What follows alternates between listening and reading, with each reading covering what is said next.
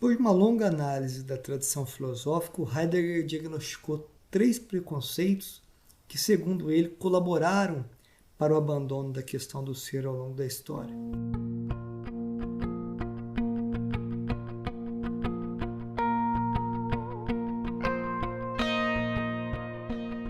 O primeiro preconceito diz respeito ao argumento da universalidade suprema, ou seja, o ser já estaria incluso em tudo que somos capazes de perceber no ente, e quando nós aprendemos uma ideia, um objeto, o ser dessa ideia e desse objeto já estaria apreendido junto a ele.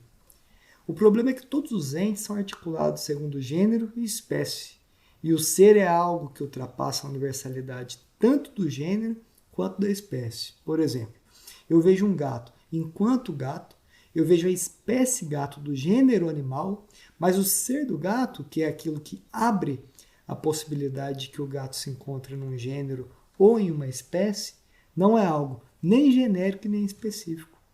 Por isso o ser não é algo a ser capturado ou apreendido. Então, de acordo com Heidegger, além do argumento da universalidade não ser capaz de esclarecer o sentido do ser, torna ainda mais evidente a sua possível obscuridade. Daí, a partir da universalidade suprema do ser conferida na tradição metafísica, nós inferimos a sua indefinição, e esse seria o segundo preconceito. Porque o ser é de fato indefinível no sentido de que não pode ser concebido como ente, no sentido de que não podemos explicá-lo com atribuições de outros entes, mas isso não quer dizer que o problema do ser esteja superado. Pelo contrário, é justamente devido à sua indefinição que a pergunta pelo sentido do ser ganha ainda mais volume, mais necessidade. E o terceiro preconceito é que o ser pode ser entendido por si mesmo. Em tudo que se pensa, que se fala, em cada comportamento em relação aos entes, o conceito de ser já está sempre em uso e, portanto, nós o entendemos de maneira implícita. Bem, para o Heidegger essas respostas não são suficientes, nem mesmo a pergunta pelo ser até então havia sido estruturada com o rigor necessário à originariedade que essa questão exige, o que fez com que essa questão fosse, por todos esses anos, protegida pelo enigma do a priori, da coisa em si.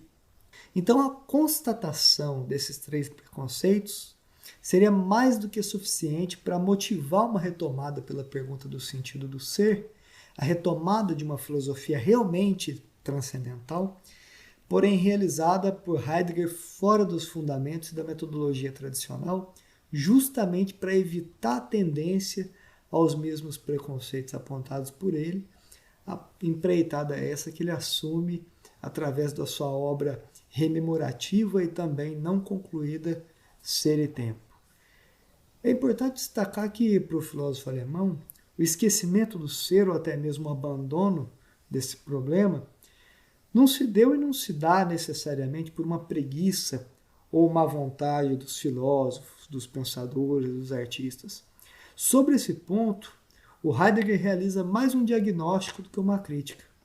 E ele argumenta que o próprio ser já carrega em si um componente de recrudescimento, ou seja, quanto mais é propiciado que as coisas sejam, quanto mais o ser sustenta o aparecimento dos entes e, portanto, da realidade, mais ele tende à inaparência. O exemplo disso está no cotidiano. Nós falamos sobre as ideias, comportamentos, pessoas, coisas, valores, mas o ser das ideias, dos comportamentos, pessoas, das coisas e dos valores, naturalmente não tendem a ser objeto de conversação. Nós falamos, tal pessoa é bonita. A pessoa identificada, a beleza identificada, mas o é, que é justamente o que permite com que a beleza e a pessoa sejam identificadas enquanto fenômeno, que é justamente o que liga a beleza à pessoa, é ignorado. Ou seja, aquilo que é mais evidente é, paradoxalmente, o que mais nos escapa. Por isso que a questão do ser é uma questão mestra da filosofia e, de acordo com Heidegger, só uma ontologia radicalmente fundamental poderia se dedicar ao esforço e à disciplina de manter acesa essa chama destinada à ofuscação.